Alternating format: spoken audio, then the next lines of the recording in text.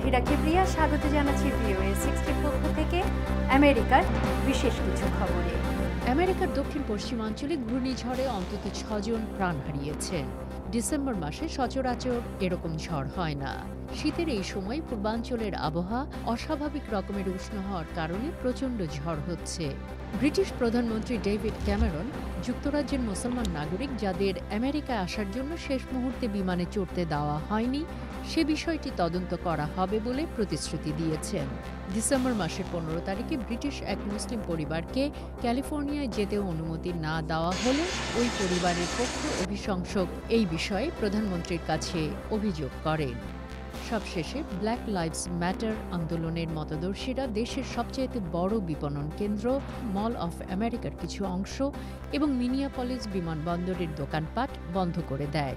বছরের এই সময় সবচাইতে বেশি মানুষ বিমানে ভ্রমণ করেন এবং কেনাকাটাও সবচেয়ে বেশি করেন। 15 ডিসেম্বর জামাল ক্লার্ককে যে পুলিশ গুলি করে হত্যা করে তারই প্রেক্ষিতে তারা প্রতিবাদ বিক্ষোভ করছে। আজ এ পর্যন্তই। আবার দেখা হবে। Voice of America, Washington.